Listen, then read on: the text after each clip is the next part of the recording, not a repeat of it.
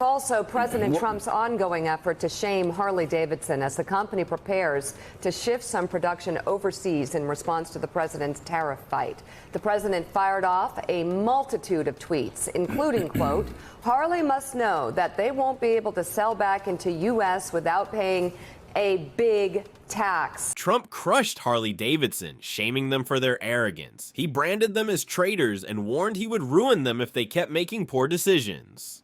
Unfortunately, Harley was already weak, desperate, and trapped in a mess of its own making. The company thought it was being smart, but in reality, it damaged itself while pretending the strategy was sound. In 2018, the legendary American motorcycle brand shocked its loyal riders by announcing plans to shift production to Thailand and India. The timing couldn't have been worse, coming right after Trump imposed tariffs of 25% on steel and 10% on aluminum. Instead of backing American workers, Harley's leadership chose to send manufacturers overseas. The excuse offered was rising costs. Poor Harley. They were beginning to see that they couldn't keep selling pricey bikes to aging customers while also facing import taxes. But their answer wasn't to innovate. It wasn't to trim the company's bloated expenses. It wasn't even to design motorcycles that younger riders might actually want. Instead, the answer was to shift production to Asia. Trump, who thrives on confrontation, called Harley's move a complete defeat. And in this case, he may have been right. When your whole identity is built around being the American motorcycle, complete with leather jackets, Route 66, and polished chrome, and then you announce your bikes will be made in Thailand, it feels like they could be made anywhere but America. Trump even threatened tariffs of up to 100% on Harley-Davidsons shipped into the US. It was a severe response, but in truth, Harley brought this on themselves. They charged high prices for their American image, yet chose to move production abroad. It looked like patriotism on the surface, but behind the scenes, it was an exit plan. By that point, Harley-Davidson's results were declining. In 2017, they sold about 146,000 motorcycles in the US, but sales were slipping downward. The real problem wasn't tariffs, it was their customer base. The average Harley rider was over 50, and the brand wasn't managing to capture the interest of younger generations. It felt more like a retirement parade on wheels. Younger buyers weren't willing to spend $25,000 on a bike that looked like it belonged to someone going through a midlife crisis. Meanwhile, the global motorcycle market was valued at around $120 billion,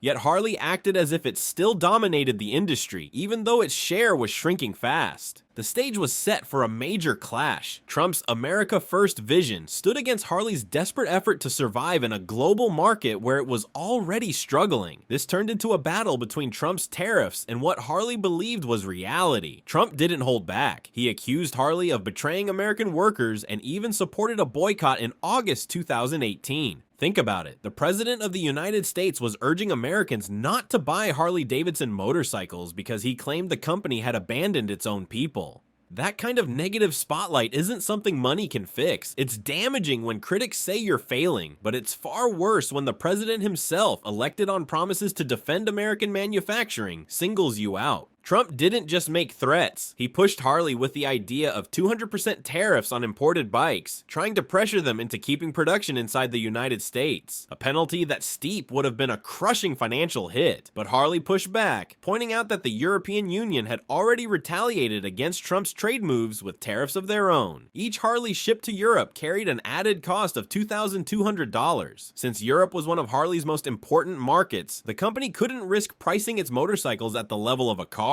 The only way out was to shift production to places like Thailand to get around the European tariffs. In the end, Harley concluded it was too costly to stay purely American. They chose instead to operate as a global company and set politics aside. On paper, this made sense, but their entire image was tied to being American-made. By moving abroad, Harley wasn't just dodging taxes, it was also turning away the loyal customers who valued its American identity. Harley-Davidson didn't challenge Trump out of courage or to defend its mission. It did so because there was no other choice. US sales had already collapsed, falling 40% between 2006 and 2019, dropping from around 260,000 motorcycles a year to just 160,000. When nearly half your home market disappears in a decade, you can't pretend everything is fine. Harley could paint as many bald eagles on its tanks as it wanted, but the reality was undeniable. The American dream was slipping away, and fewer bikes were filling garages across the country. Meanwhile, in India, motorcycle sales reached over 21 million in 2018. That number is real, 21 million. Comparing Harley's sales in the United States to those in India shows a sharp difference. At home, Harley was having trouble moving bikes, while in India, the market for motorcycles was enormous. Yet Harley wasn't a major competitor there, with brands like Royal Enfield clearly dominating. In 2018, Royal Enfield sold more than 800,000 motorcycles, an astonishing figure. A single Indian company sold nearly 4 times the number of bikes Harley managed worldwide, reaching about 228,000. Royal Enfield achieved this without flashy ads or famous promoters. They just offered motorcycles that were affordable, reliable, and matched what Indian riders wanted. Harley, by contrast, pushed its costly, oversized models in India and failed to see why younger buyers had no interest. Harley-Davidson's vision for the future wasn't centered on pleasing customers or inventing something fresh. It was about keeping the business alive. The company knew it couldn't depend forever on its aging American riders. As that group grew older and US sales declined, Harley had to look elsewhere to sell its motorcycles. Reaching into Asia and other expanding markets became the only path forward. They were the final chance. But here's the problem. You can't present yourself as America's motorcycle when America itself has stopped buying your bikes. It's not just contradictory, it damages your own brand. Harley-Davidson had spent decades shaping an image built on rebellion, freedom, and patriotism. Now that money has to come in, they are selling that same message to buyers in Mumbai and Bangkok because customers in Milwaukee and Dallas have stopped responding. The irony is clear. Harley wasn't pushed out of America by Trump's tariffs. It was driven out by its own errors, by failing to connect with younger riders for too long, by setting prices far too high, and by assuming that classic chrome could compete with more affordable competitors. Trump's tariffs only exposed what was already true. Harley's business in the United States was struggling, and expanding overseas had become its only path forward. But for Harley riders, this was the most painful part of the entire situation. Most Harley owners in America aren't stylish urban bikers. They are traditional working-class people who strongly back Trump. These are the very riders who believed in Harley's image for decades, American-made, freedom, and patriotism. Yet when Trump attacked Harley and labeled them disloyal, their own customers grew sharply divided. Some commentators even went as far as to call Harley traitors, as if the company had turned its back on its very identity. Some defended Harley's decision, quietly talking about global business and survival, as if surrendering was the only path forward. Soon the arguments in bars and riding clubs no longer focused on politics or government, but on whether Harley had stayed true to its own identity.